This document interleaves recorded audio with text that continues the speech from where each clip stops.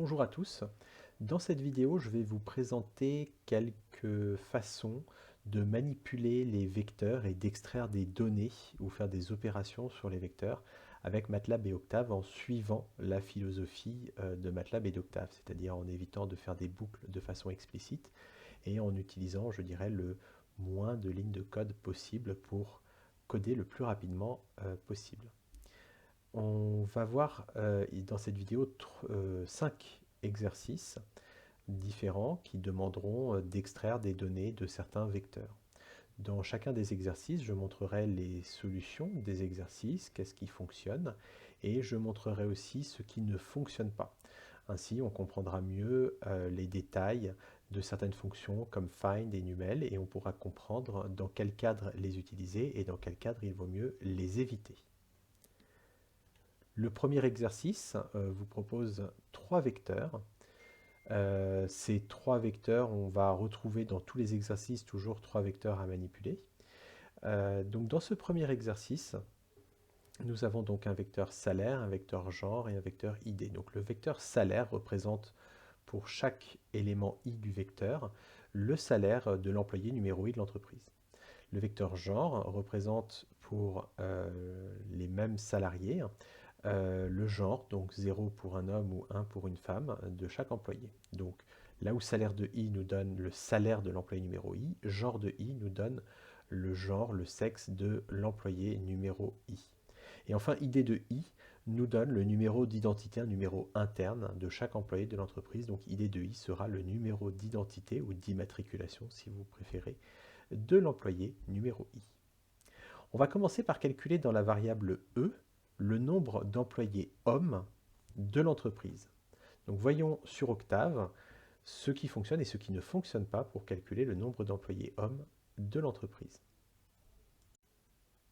Alors pour avoir le nombre d'employés hommes, on va commencer donc évidemment par initialiser les 3 vecteurs qu'on nous donnait.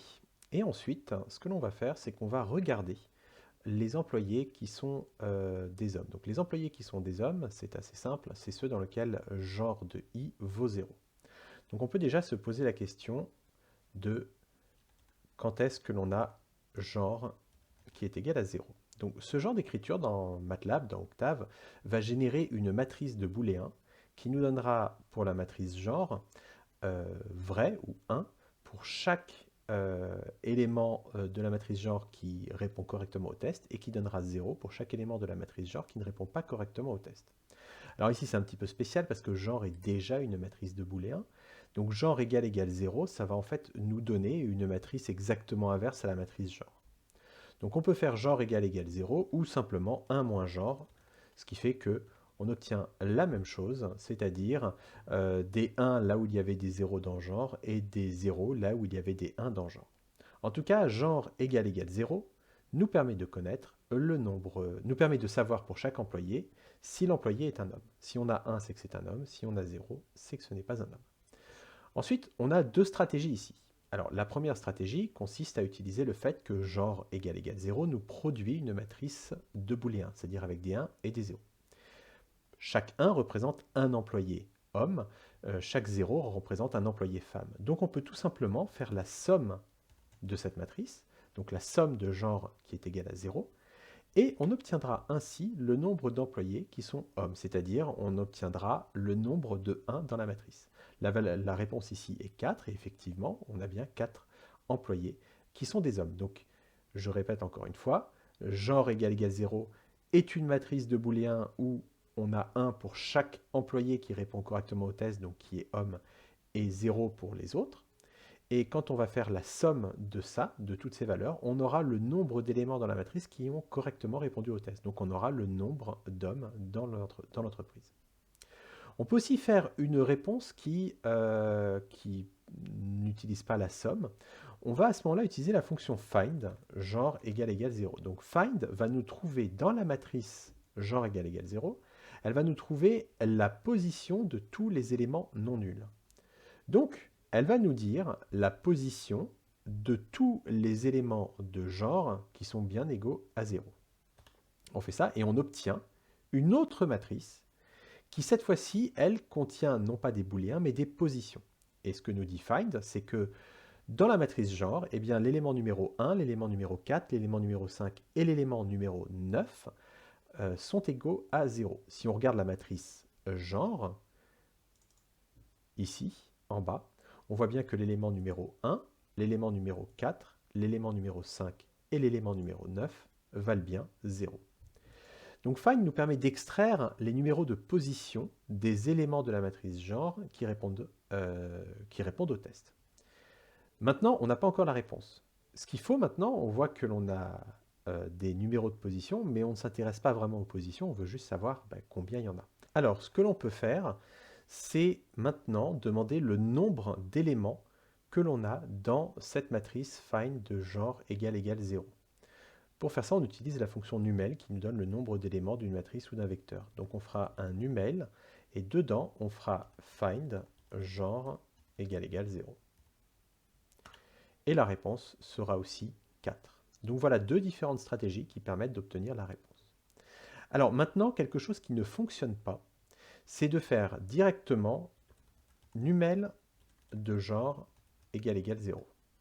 Alors si l'on fait ça, on obtiendra en fait 10 directement. Pourquoi? Genre égal 0, comme on l'a vu tout à l'heure, nous produit une matrice de booléens, simplement avec des 0 quand genre ne valait pas 0, et des 1 quand genre valait 0. Mais quoi qu'il arrive, cette matrice a autant d'éléments que genre n'avait d'éléments. Donc au final, genre égal 0, elle contiendra 10 éléments. Et numel compte le nombre d'éléments, il ne compte pas le nombre d'éléments qui sont à 1. Il compte directement le nombre d'éléments de la matrice. Il y a 10 éléments, soit 0, soit 1. Donc numel de genre égal 0 nous renvoie 10, qui n'est pas la réponse que l'on veut. Donc la bonne réponse, c'est soit de faire un numel de find, et on met dedans genre égal 0, notre test, ou soit on fait un sum de genre égal 0. Alors la question suivante nous demande de calculer dans la variable m le salaire maximum des employés de l'entreprise. Donc ça c'est très simple, hein. Il suffit d'appeler la fonction max de Octave qui va nous renvoyer la valeur maximum que l'on peut trouver dans un vecteur. On peut évidemment aussi, si on souhaite faire une boucle for, commencer, mais encore une fois, la philosophie de MATLAB et d'Octave, c'est d'utiliser les fonctions déjà implémentées pour analyser les vecteurs pour faire ce que l'on a besoin de faire. Donc on va éviter ici de faire une boucle for. On fait donc simplement m égale max et on mettra le nom du vecteur dont on souhaite connaître le maximum. Donc ça va nous renvoyer donc dans m la valeur maximum du salaire.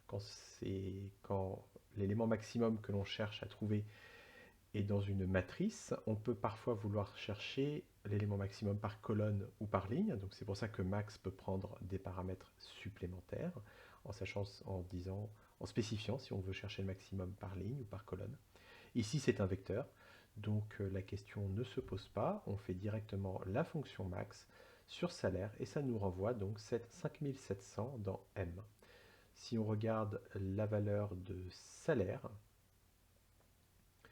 on verra effectivement que la valeur maximum est bien 5700. La dernière question demande d'enregistrer dans un vecteur T le numéro d'identification des employés hommes qui gagnent 3500 € ou moins. Alors, ici, il faut toujours agir de la même façon. On a besoin d'extraire d'une matrice, ici la matrice ID. On a besoin d'extraire des données basées sur plusieurs conditions. Donc on commence d'abord par s'interroger sur ces conditions et on essaye de les construire.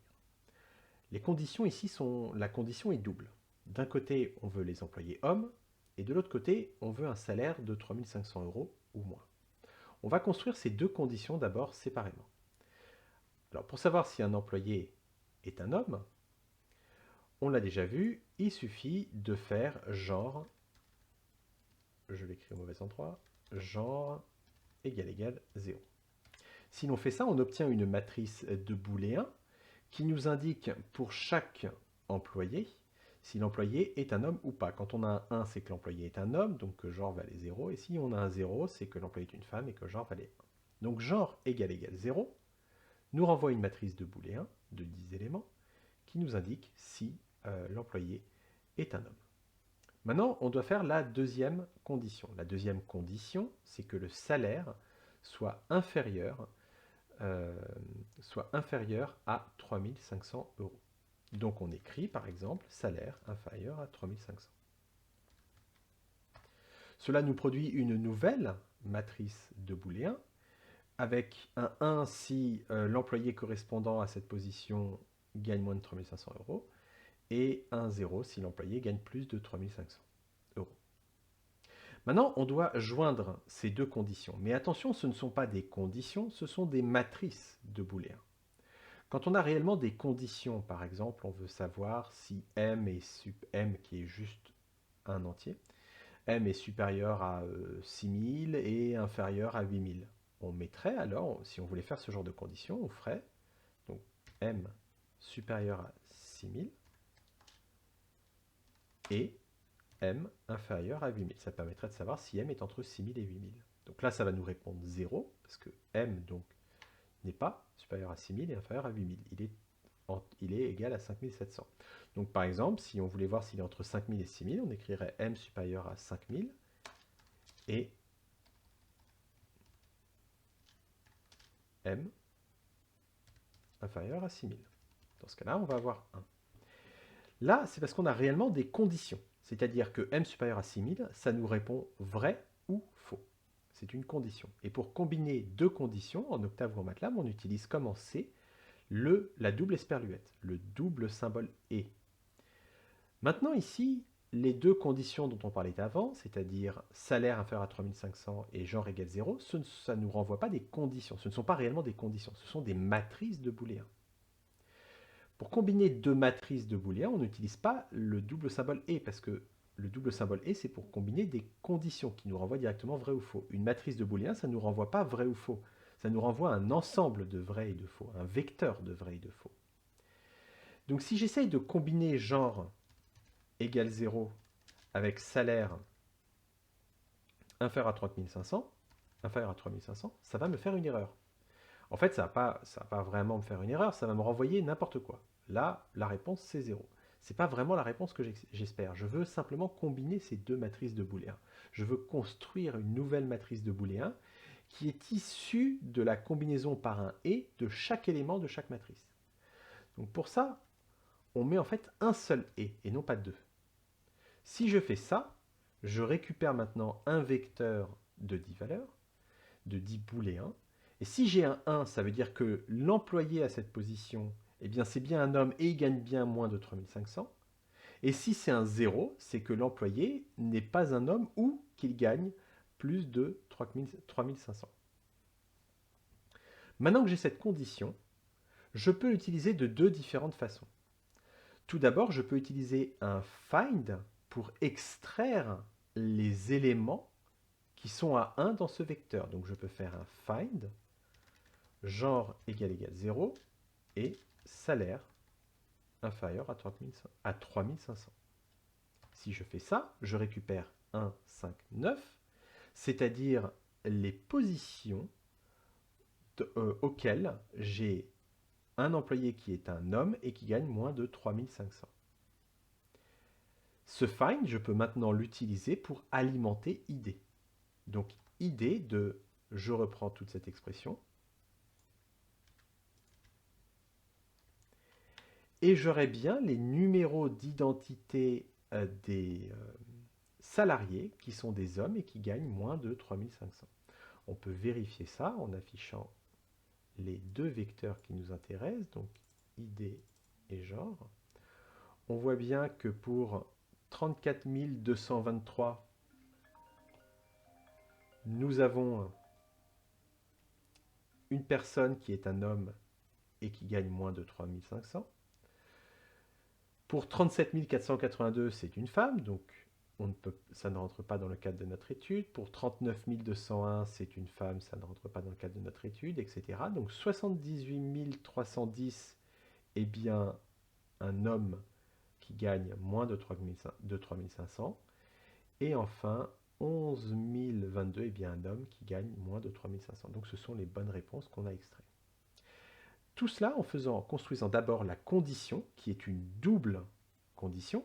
Il faut que ce soit un homme et qu'il y ait moins de 3500. Alors, je parle de conditions, mais en fait, ce ne sont pas des conditions, ce sont des vecteurs de booléen. Donc, on construit ces deux vecteurs de booléen qui nous indiquent d'un côté si l'employé est un homme et de l'autre côté s'il gagne moins de 3500.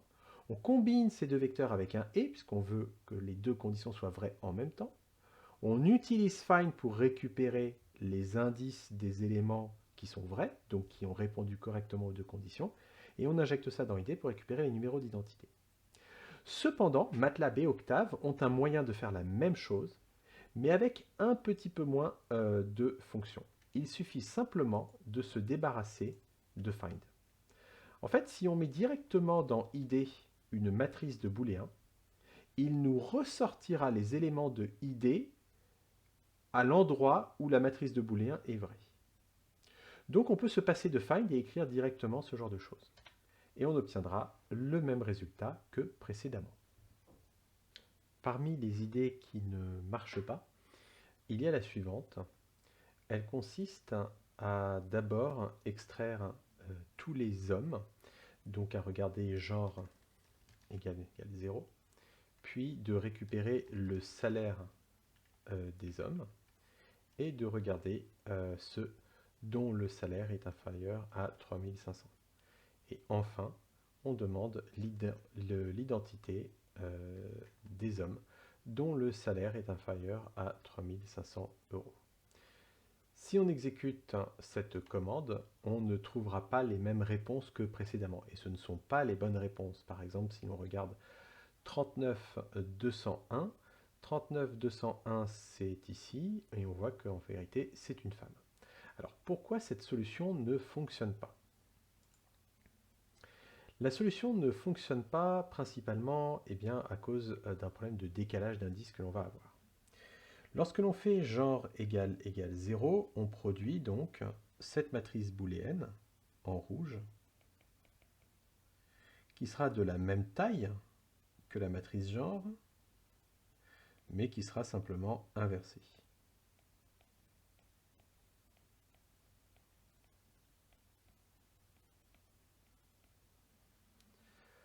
Voilà ce que l'on a.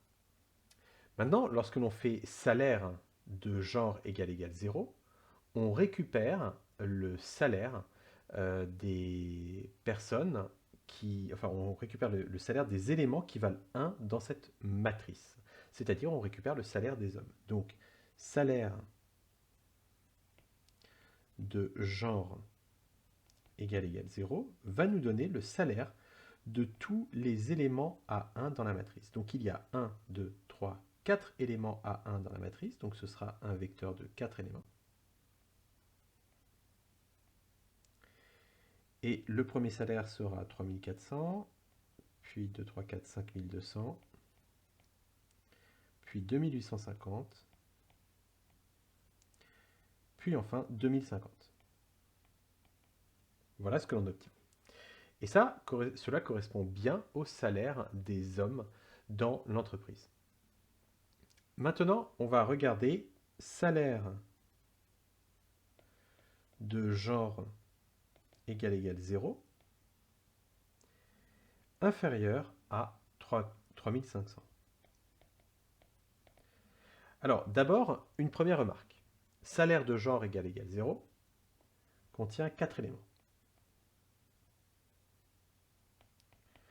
Donc, on voit un premier problème arriver. C'est que cette matrice ne contient que 4 éléments. Donc, salaire de genre égale 0 inférieur à 3500 sera une matrice booléenne de 4 éléments. Or, si l'on fait ID de salaire de genre égale 0 inférieur à 3500, on utilise une matrice booléenne de 4 éléments pour faire référence à une matrice de 10 éléments, ce qui va en fait poser un problème. Donc, salaire de genre égale 0 inférieur à 3500 va nous donner donc une matrice booléenne où les éléments à 1 seront les éléments de la matrice du dessus qui sont inférieurs à 3500 et les éléments à 0 seront ceux qui sont supérieurs à 3500. Donc ici, nous aurons 1, puis 0, puis 1, puis 1. Et maintenant, lorsque l'on fera ID de salaire de genre égal 0 inférieur à 3500. On utilisera la matrice ici en bleu pour référencer des éléments dans ID. Alors cette matrice n'a que 4 éléments, donc on va référencer au maximum 4 éléments, et en fait on va regarder dans ID à partir du premier élément, donc en fait on va superposer cette matrice à ID, donc on a donc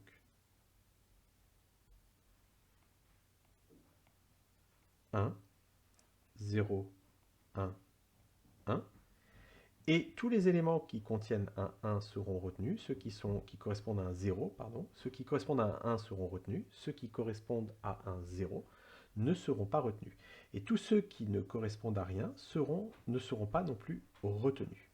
Donc, on obtiendra au final ces trois éléments. Ici 34 223, ici 39 201 et ici 34 103. Ce qui n'a rien à voir, comme on peut le voir, ce qui n'a rien à voir avec ne serait-ce simplement que des éléments hommes de l'entreprise. Vous voyez ici par exemple 39 201 correspond à une femme. Et donc ce qui se passe, c'est que en faisant salaire de genre égal 0, on se réduit à une matrice que de 4 éléments, c'est-à-dire le salaire des hommes de l'entreprise. On ne peut plus utiliser cette matrice pour aller référencer des choses dans un vecteur comme ID, qui lui contient 10 éléments. Si salaire de genre égal 0 était un élément à 10 éléments, on n'aurait pas ce problème de décalage d'indice. Mais là, salaire de genre égal 0 va nous donner quelque chose de plus petit, un vecteur plus petit. Et ce vecteur, on ne peut pas l'utiliser raisonnablement pour référencer des choses dans ID. C'est pour ça que la meilleure façon de procéder, c'est celle que l'on avait choisie, c'est-à-dire de construire d'abord une condition, on veut des hommes et un salaire inférieur à 3500, les combiner avec un et ensuite les utiliser. Donc cette combinaison de matrices contient bien 10 éléments, comme on l'avait vu, et l'utiliser pour référencer des éléments dans ID. Pour les mêmes raisons, les idées suivantes ne marcheront pas non plus. Par exemple, le fait de chercher d'abord, d'utiliser find pour trouver tous les hommes, et d'utiliser ce find dans un salaire, dans le vecteur salaire, et ensuite de regarder dans ce vecteur salaire lesquels sont inférieurs à 3500, puis d'utiliser cela pour référencer ID. Ceci ne marchera pas pour exactement la même raison. Find de genre égal 0 va renvoyer un vecteur de 4 éléments, puisqu'il n'y a que 4 hommes dans l'entreprise. Donc salaire de find de genre égal 0 sera un vecteur de 4 éléments, le salaire des hommes de l'entreprise. Et ensuite, ce vecteur de 4 éléments, on regarde ceux qui sont inférieurs à 3500, donc on récupère 3 éléments, un vecteur de 3 booléens. Donc forcément, ID de ça va nous produire, nous faire apparaître l'un ou plusieurs des 3 premiers éléments de ID. Mais étant donné que salaire de find de genre égale 0 inférieur à 3500, c'est-à-dire toute cette partie-là, centrale, est en fait un vecteur plus petit que ID, on ne peut pas l'utiliser raisonnablement pour indexer des éléments de ID, parce qu'il contient moins d'éléments. Une autre façon aussi qui ne marche pas, alors celle-ci est un peu plus complexe. Donc c'est d'extraire d'abord tous les salaires inférieurs à 3500. Puis une fois que l'on a tous ces salaires, on récupère le genre des personnes qui ont un salaire inférieur à 3500. Donc on regarde le genre de ces personnes. Et ce que l'on fait en vérité, c'est qu'on va regarder les gens qui sont des hommes ici. Donc on va utiliser un find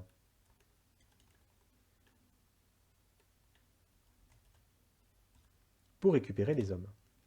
Le problème, c'est que genre de IDX 3500 nous renvoie un vecteur de 7 éléments.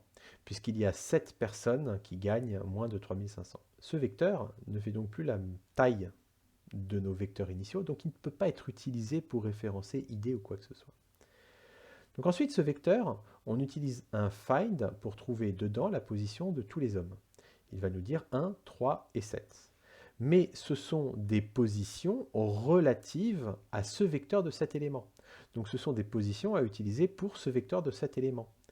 Et l'erreur, c'est de faire ensuite un ID de genre 3500.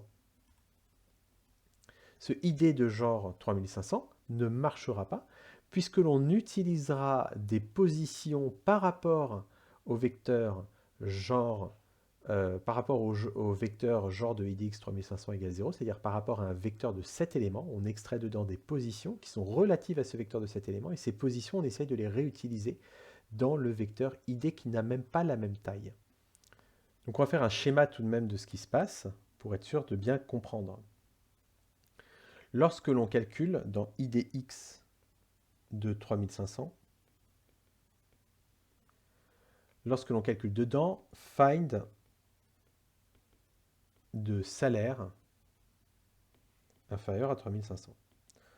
On veut récupérer dans ce vecteur tous les salaires qui sont inférieurs à 3500, les positions des salaires inférieurs à 3500, c'est-à-dire celui-ci, celui-ci, celui-ci, celui-ci, ceci et ceci. Donc le 1, le 2, le 5, le 6, le 7, le 8 et le 9. Voilà ce que l'on obtient dans notre résultat. C'est un vecteur de 7 éléments et non plus 10 éléments. Ensuite, quand on regarde le genre de ces personnes, lorsque l'on fait un genre de idx 3500, on se retrouve avec le genre des personnes de position 1, 2, 5, 6, 7, 8 et 9. Donc, on obtient alors 0, 1, 0, puisque la personne 5 est en 0, puis 1, 1, 1, 0.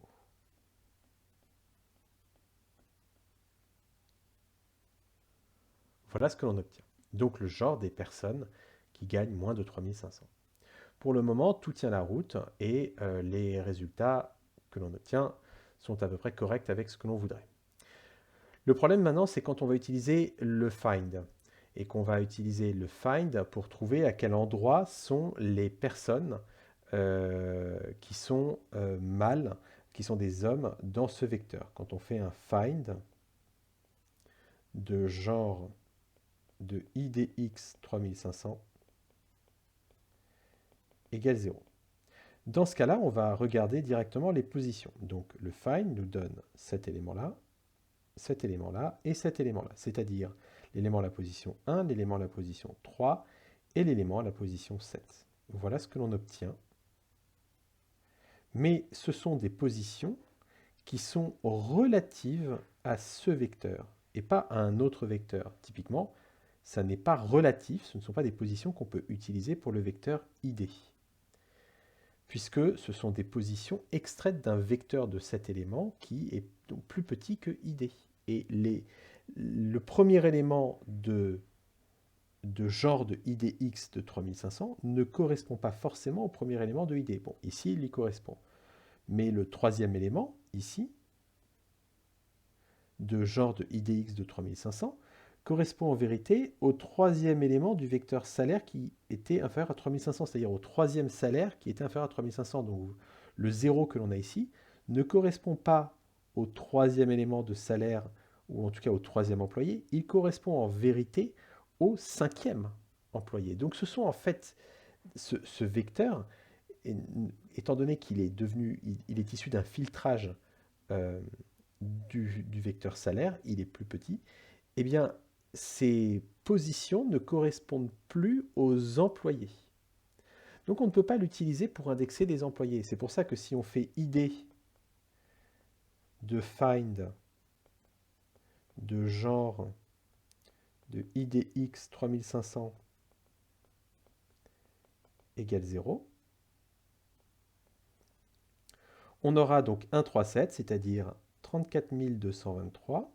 Ça, c'est un résultat correct. On aura 39 201, qui n'est pas un résultat correct. Et on aura 31 946, qui n'est pas non plus un résultat correct. On aura ça puisqu'on aura utilisé la matrice, le vecteur en bleu, qui ne correspond plus aux employés. On l'aura utilisé pour indexer des employés, comme s'il devait correspondre aux employés. Or, la matrice en bleu correspond à des index dans la matrice en rouge juste au-dessus, c'est-à-dire elle correspond à des index dans la matrice de salaire restreint au salaire de moins de 3500. Voilà pourquoi cette idée ne fonctionne pas. Et donc, au final, quand on a ce genre de problème, on construit la condition en combinant les différentes conditions, et on les utilise étant donné qu'on construit à ce moment-là un vecteur booléen de la même taille que nos vecteurs de départ, c'est-à-dire où chaque case correspond toujours à un employé. Une fois que cette condition est construite, on l'utilise pour indexer un autre vecteur. On verra cette méthode dans les autres exercices. Nous allons maintenant passer au deuxième exercice. Alors, le deuxième exercice, on a toujours trois vecteurs comme la dernière fois. Cette fois-ci, chaque élément du vecteur représente un niveau dans un jeu vidéo.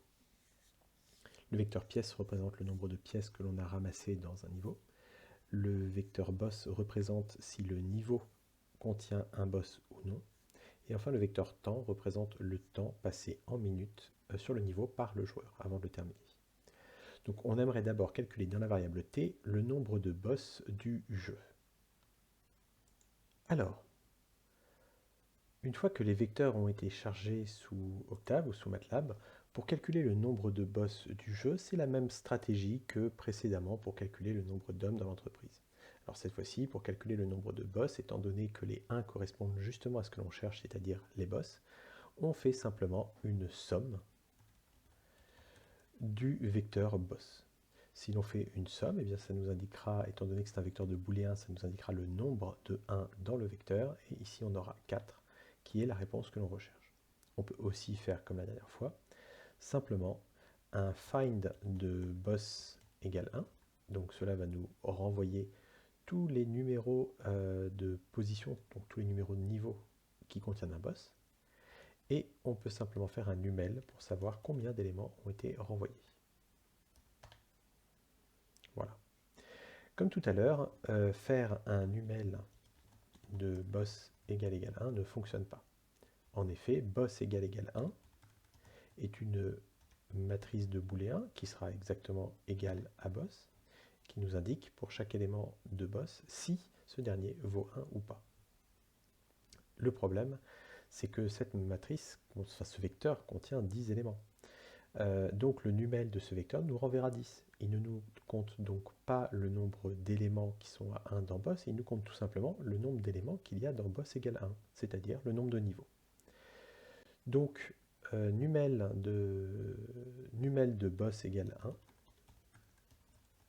ne fonctionnera pas. Il nous renverra 10, donc ça, c'est une réponse qui n'ira pas. La deuxième partie de l'exercice nous demande de calculer dans la variable n le nombre de niveaux du jeu. Donc là, c'est très simple. Il suffit d'appeler la fonction numel sur n'importe lequel des trois vecteurs. Comme on l'a fait ici, on peut faire numel de boss et l'on obtiendra 10. Numel de pièces ou numel de temps fonctionnera aussi. On récupérera ainsi le nombre de niveaux du jeu. Et enfin, la dernière question nous demande d'enregistrer dans la variable b le nombre total de pièces qui ont été ramassées par le joueur dans les niveaux effectués en moins de 90 minutes et contenant un boss. Donc comme précédemment, ici on va devoir construire la condition. La condition, c'est-à-dire l'élément de filtrage sur lequel on va se reposer pour sélectionner des éléments dans le vecteur pièces, c'est le fait que le niveau a été fait en moins de 90 minutes et qu'il contient un boss. Donc notre condition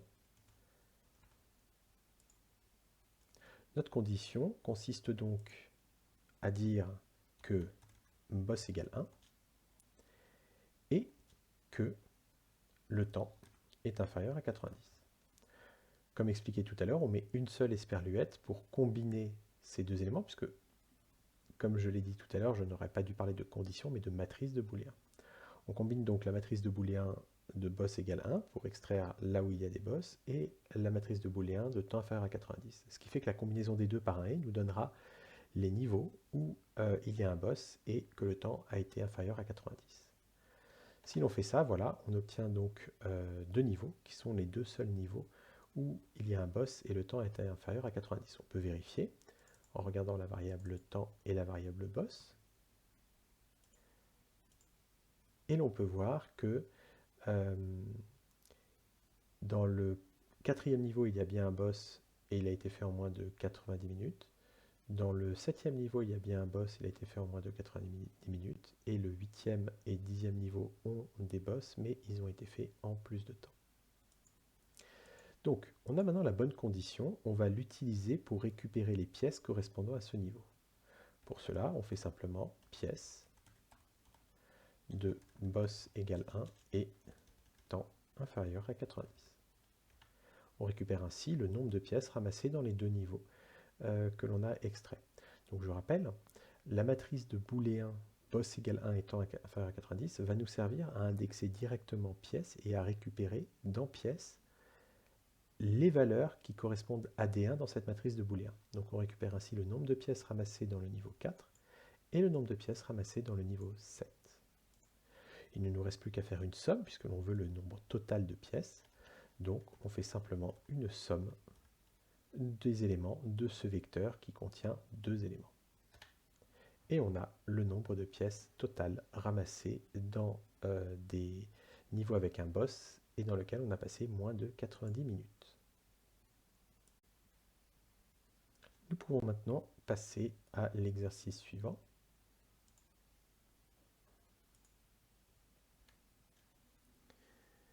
Nous avons dans cet exercice toujours trois vecteurs, cette fois-ci qui représentent des restaurants. Nous avons un numéro d'identité du restaurant, le nombre d'employés de chaque restaurant, et savoir si le restaurant est franchisé d'une célèbre marque de restauration rapide. D'abord, on souhaite calculer dans la variable n le nombre de restaurants franchisés. Pour calculer le nombre de restaurants franchisés, c'est la même stratégie que précédemment avec les boss. On va simplement faire la somme de franchisés. Cela fonctionne parce que franchisé, tout comme boss, est un vecteur de booléen et donc la somme donnera directement le nombre de valeurs à 1. Donc somme de franchise nous donnera bien 4. On peut aussi refaire, comme la dernière fois, un numel de find de franchise égale 1. Et on obtiendra aussi 4, puisque find nous extrait les positions des éléments dans franchise qui sont à 1, et ensuite on demande combien d'éléments ont été extraits. La seconde question nous demande de calculer le nombre total d'employés, donc la somme des employés qui sont dans des restaurants non franchisés. Donc ici, on va devoir extraire dans le vecteur employé, on va devoir extraire les employés des restaurants non franchisés. Donc notre condition, c'est qu'un restaurant ne soit pas franchisé. Donc on fait la même stratégie que lorsque l'on a des conditions plus complexes. On construit d'abord la condition, plutôt le vecteur de booléen qui représente la condition, et c'est franchisé égale 0.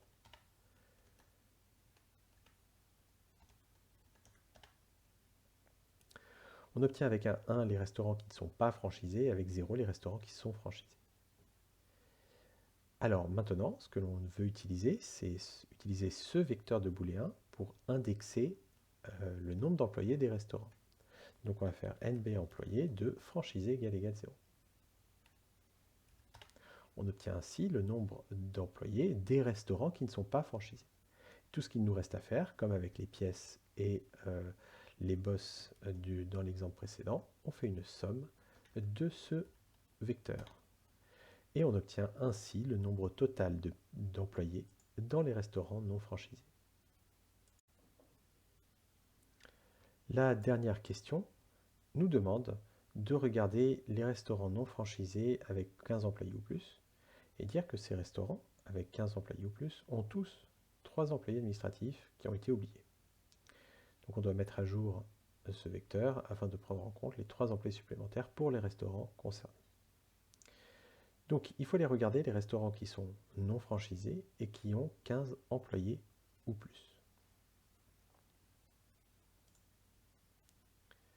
Donc la condition, ou plutôt le vecteur booléen que l'on va construire, c'est franchisé égale 0 et le nombre d'employés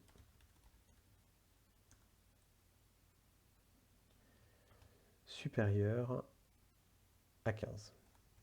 Supérieur ou égal à 15. Voilà, ça c'est notre vecteur booléen que l'on va construire et cela nous indiquera les restaurants qui ne sont pas franchisés qui ont plus de 15 employés. On peut vérifier que ce vecteur est correct en regardant donc nombre employés et franchisé. Donc on voit que le premier restaurant n'est pas franchisé et contient bien plus de 15 employés. Le deuxième restaurant est non franchisé mais a moins d'employés, il n'en a pas assez. Troisième et quatrième ainsi que cinquième restaurant ne sont pas franchisés, donc voilà pourquoi ils apparaissent à 0 dans notre résultat. Ensuite, sixième, septième et huitième semblent fonctionner. Sixième, septième et huitième sont tous les trois non franchisés et ont tous les trois plus de 15 employés. Voilà pourquoi ils répondent à 1. Donc on va pouvoir utiliser ça pour récupérer le nombre d'employés dans ces restaurants.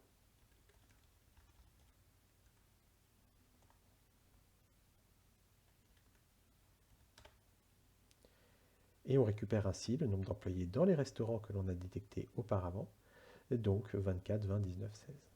Alors je vais juste ici demander à afficher le nombre d'employés pour voir ensuite la modification que l'on va faire. Donc comment maintenant modifier le nombre d'employés dans ces, juste dans ces restaurants? Eh bien tout simplement, on peut faire nombre d'employés de franchise égale 0 égale, on répète le même vecteur,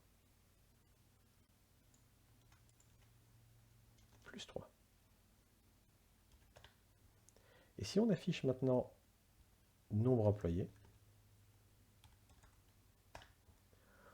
on voit que par rapport au nombre d'employés original, eh bien, le premier restaurant est passé de 24 à 27, le deuxième est resté à 12, le troisième à 36, le quatrième à 42, le cinquième est resté à 42, pardon, le sixième est passé à 23, le septième et le huitième ont aussi plus 3 employés, les autres n'ont pas été touchés. Donc en fait ici, ce que l'on fait, c'est qu'on utilise notre matrice de booléen pour indexer les éléments d'employés, et ensuite ces éléments d'employés, on va dire qu'ils sont égaux à la même chose, plus 3. On aurait pu tout à fait aussi écrire de façon beaucoup plus simple, plus égale 3, et ainsi raccourcir notre ligne de code. En tout cas, voilà comment on peut faire pour impacter dans un vecteur certains éléments du vecteur et pas d'autres. La façon suivante de détecter le nombre d'employés des restaurants non franchisés et avec plus de 15 employés, la façon suivante ne va pas fonctionner. On pourrait donc dans un premier temps récupérer tous les restaurants franchisés. Donc on fait franchise égale 0. Puis on en extrait les numéros des restaurants qui ne sont pas franchisés. Puis ensuite, ces numéros, on peut les utiliser pour récupérer le nombre d'employés. Jusque-là, rien de problématique. Et ce que l'on va faire, c'est qu'on va regarder les employés donc qui sont dans des restaurants non franchisés. Donc si on regarde ce vecteur, on récupère bien le nombre d'employés dans les restaurants non franchisés. Donc ici, évidemment, les valeurs ont été modifiées par rapport aux valeurs originelles, puisque j'ai rajouté 3 à tous les restaurants non franchisés avec plus de 15 employés avec ma précédente commande. Mais revenons ici, on considère donc ici le nombre d'employés de tous les restaurants non franchisés. Donc on peut faire un NB employé de find franchise égale 0 ou directement s'affranchir du find et juste conserver ici, on récupère la même chose. Alors le problème c'est que maintenant on a un vecteur de 6 éléments. On ne peut pas utiliser ce vecteur de 6 éléments pour indexer l'un de nos vecteurs, franchise, nombre employé ou ID. En effet, ici, la première valeur, ou même la deuxième ou la troisième, ne correspondent pas forcément au restaurant 1, 2 ou 3. la valeur 1, 2 ou 3 de ce vecteur correspondent au restaurant non franchisé 1, 2 et 3. Mais c'est donc la raison pour laquelle on ne peut pas utiliser ça pour indexer ensuite des éléments dans nombre employé, dans idée ou dans franchise, qui sont des vecteurs de 10 éléments. Donc si l'on fait ça et qu'on regarde tous les restaurants donc non franchisés avec plus de 15 employés, on récupère bien un vecteur de booléen, mais de 6 booléens. On récupère un vecteur de 6 booléens et qui correspond à une indexation qui correspond au restaurant non franchisé. Donc là, je récupère dans l'ensemble des restaurants non franchisés les éléments qui ont plus de 15 employés. Mais je ne peux pas utiliser ce vecteur pour indexer nombre employé, ID ou franchise directement, puisqu'il n'a déjà pas la bonne taille. Donc, en l'utilisant pour indexer, par exemple, nombre employé, et faire ce genre de choses, je ne récupérerai pas je ne récupérerai pas les bonnes valeurs qui m'intéressent, puisque ce que j'ai mis à l'intérieur me génère une matrice. Ici, ce que j'ai mis ici me génère une matrice de booléens de 6 éléments. Je ne peux pas la réutiliser pour indexer un vecteur de 10 éléments et espérer avoir des résultats corrects. J'aurai un résultat, mais il ne sera pas correct. Puisque, encore une fois, ce que j'ai surligné en gris correspond à des index de l'ensemble des restaurants non franchisés. Alors là, j'essaye de l'utiliser sur l'ensemble de tous les restaurants. Donc cette solution, en essayant de rajouter 3 à tout ça, ne fonctionnera pas. Donc ça ne marchera pas.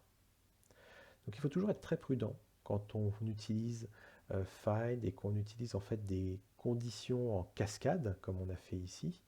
Eh bien, il faut être prudent parce que ces cascades vont parfois rétrécir les vecteurs, et quand ils sont rétrécis, ils ne peuvent plus être utilisés pour indexer nos éléments originaux. On peut passer maintenant à l'exercice suivant. Et l'exercice suivant propose cette fois-ci, donc on a des villes, chaque élément de chaque vecteur représente une ville.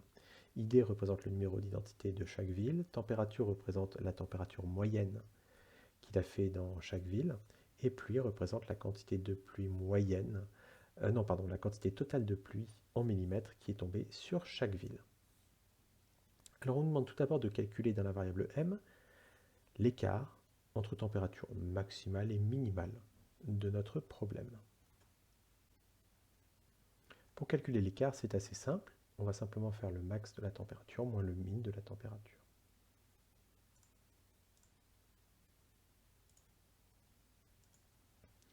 Donc le max de la température est extrait avec la fonction max.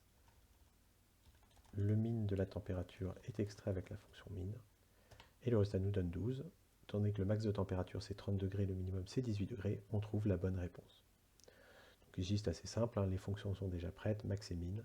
On évite d'utiliser des boucles for pour rechercher soi-même le max ou soi-même le min, puisque ce n'est pas l'esprit vraiment MATLAB. Alors ça ne veut pas dire qu'on ne peut jamais utiliser de boucle for en MATLAB ou en Octave, mais pour travailler sur les vecteurs, on a souvent des moyens différents que d'utiliser explicitement des boucles for qui, au final, vont prendre beaucoup plus de temps sur notre script s'il possède beaucoup d'éléments. De plus, utiliser les boucles for pour chercher un max ou un min va nous prendre aussi plus de temps de développement, plus de lignes de calcul. Alors le but ici, c'est comme un peu pour Python, c'est d'économiser en temps de développement, d'écrire moins de lignes de calcul qu'on ne le ferait dans un autre langage comme le C. La question suivante nous demande maintenant de calculer dans la variable t la quantité moyenne de pluie qui est tombée sur toutes les villes de l'étude ayant une température de 22 degrés ou plus. Alors la condition, ou la matrice booléenne de condition, consiste à regarder les températures qui sont de 22 ou plus. Donc on commence par construire notre condition. Notre condition, c'est donc température supérieure ou égale à 22. Cette matrice de conditions, on peut l'utiliser maintenant pour récupérer la quantité de pluie qui est tombée sur les villes dont la température est supérieure ou égale à 22. Donc on fait pluie de température supérieure ou égale à 22. Et on a ainsi la quantité de pluie qui est tombée sur toutes les villes dont la température était supérieure à 22.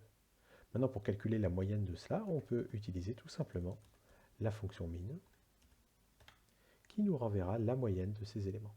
On peut aussi, si l'on ne veut pas utiliser la fonction min, ce qui est bien dommage, faire le calcul de la somme des éléments et le diviser par le nombre d'éléments du vecteur pluie de température supérieure à 22. Et on obtiendra le même résultat. Évidemment, une préférence va forcément à l'utilisation de la fonction min qui est déjà prête, toute faite, et qui vous prend moins de temps à écrire. La question suivante, et la dernière de l'exercice, nous demande simplement d'enregistrer dans un vecteur le numéro d'identité des villes où il y a eu plus de 20 degrés et plus de 50 mm de pluie. Donc maintenant, cela, c'est très simple. On va simplement construire notre matrice booléenne de conditions. Et notre condition, c'est quoi? C'est plus de 20 degrés et plus de 50 mm de pluie. On va donc dans Octave demander température supérieure à 50, température supérieure 20 et pluie supérieure à 50. Voilà notre matrice booléenne qui nous indiquera les villes où il a fait effectivement plus de 20 degrés et plus de 50 mm de pluie. Et ensuite, pour récupérer le numéro d'identité de ces villes, étant donné que là on a un vecteur de 10 éléments, qui correspond bien, chaque élément correspond bien à la ville numéro i, on va pouvoir utiliser ça pour indexer id. Et on fait id de cela. Et on obtient ainsi le numéro d'identité des villes où il a fait plus de 20 degrés et où il y a eu plus de 50 mm de pluie. On peut vérifier ce résultat.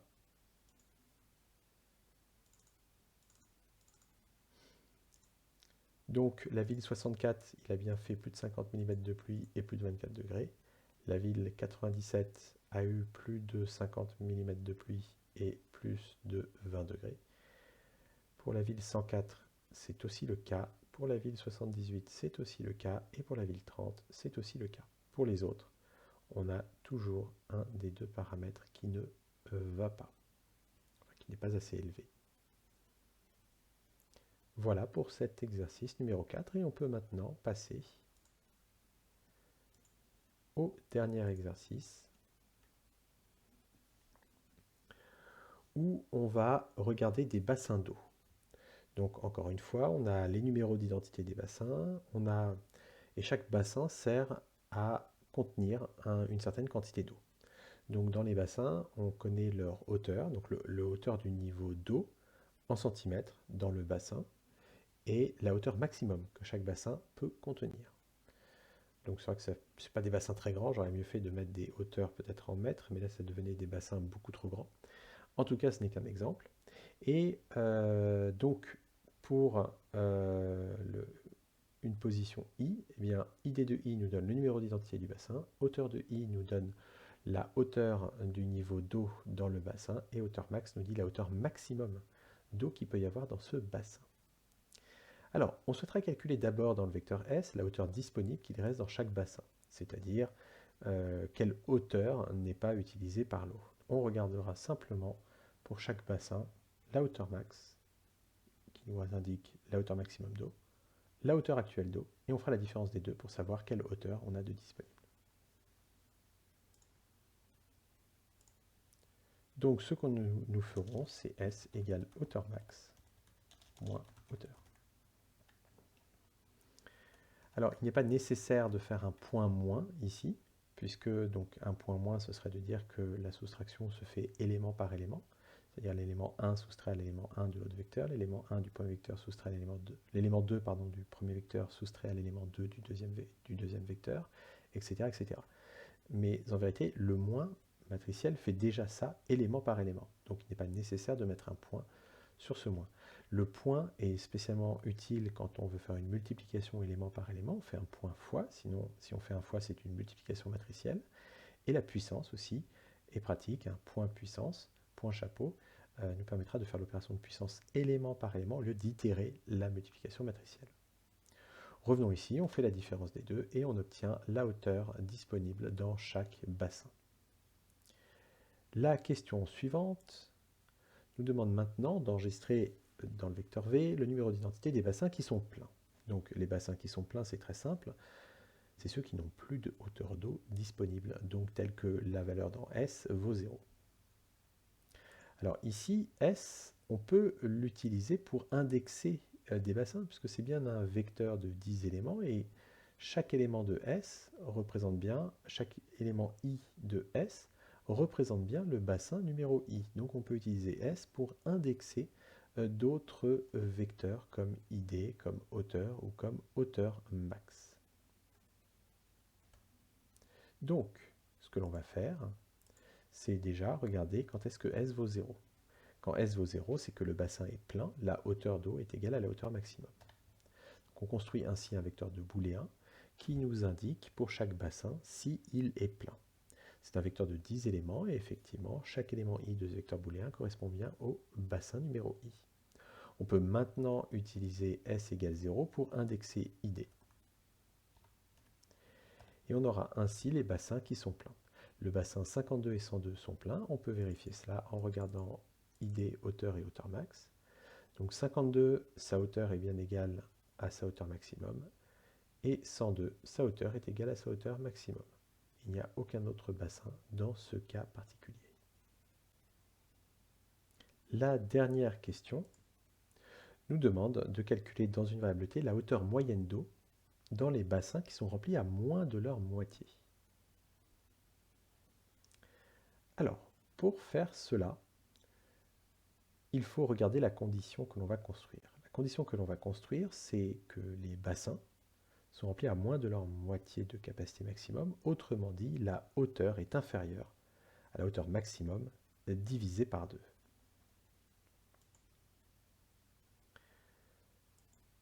Alors, pour voir simplement les bassins, pour avoir une matrice de booléen qui nous indique les bassins dont la hauteur est plus petite que la hauteur maximum, nous ferions hauteur inférieure à hauteur max. Et pour cela, on obtiendra l'inverse de S, c'est-à-dire tous les bassins qui ne sont pas complètement remplis. Maintenant, si je veux revoir les bassins qui sont remplis à moins de la moitié de leur hauteur, on met simplement hauteur inférieure à hauteur max divisé par 2. On obtient ici des zéros partout, puisque en fait, dans cet exemple, aucun bassin n'est rempli à moins de la moitié. Tous les bassins sont remplis à plus de la moitié. Alors modifions nos données pour voir si notre système va fonctionner. Donc par exemple ici, mettons 10 pour le bassin numéro 8 et pour le bassin numéro 2, on mettra 20. Alors revoyons ce que donne notre résultat. Il devrait maintenant nous donner 2 et 8. Enfin, on devrait avoir un 1 en deuxième position et en huitième position, et c'est bien ce que l'on a. Donc de cette façon, on récupère bien ici une matrice de booléen de 10 éléments, donc qui peut être utilisée pour indexer hauteur max, hauteur ou ID. Cette matrice de booléen de 10 éléments, eh bien, l'élément numéro i correspond bien au bassin numéro i, donc tout va bien. On peut l'utiliser pour l'indexation. Et on va l'utiliser pour récupérer la hauteur d'eau dans les bassins que l'on identifie. Donc on fait hauteur de hauteur inférieure à hauteur max sur 2. Et là, ainsi, on récupère deux éléments. Donc là, par contre, cette nouvelle matrice de deux éléments ne peut pas être utilisée pour indexer ID, hauteur max ou hauteur, puisqu'on n'est plus du tout dans le même registre. Cette matrice représente le bassin numéro I. Par exemple, l'élément numéro 1 représente le premier bassin, la hauteur d'eau dans le premier bassin, telle que sa hauteur est inférieure à sa hauteur max divisée par 2. Donc là, comme on a deux éléments, ça ne peut plus être utilisé pour indexer ID, hauteur max et hauteur, puisqu'on a commencé à utiliser une matrice de booléen pour ensuite indexer une autre matrice. Donc on va forcément avoir là moins d'éléments. On a du filtrage qui se fait. Donc à partir du moment où on filtre des éléments, on ne peut plus utiliser le résultat pour après indexer nos vecteurs originaux. Et ensuite, donc cette hauteur, il faut en calculer la moyenne. Et pour calculer la moyenne, on l'a déjà vu, on peut utiliser la fonction min et on aura 15. Voilà, c'était le dernier exercice, simplement pour montrer un petit peu ces manipulations très basiques de vecteurs dans MATLAB et Octave, avec les fonctions find, numel, min, max, etc. Et aussi les systèmes d'indexation qui sont si importants pour pouvoir extraire d'un vecteur des données selon certaines conditions sans avoir de boucle à faire en l'écrivant de façon très rapide. Donc rappelez-vous, le but dans MATLAB, c'est d'écrire moins de lignes de code qu'on le ferait en C, donc éviter les boucles, etc. et pouvoir utiliser ces systèmes d'indexation. Je vous remercie de votre attention et je vous souhaite bonne continuation avec MATLAB et Octave.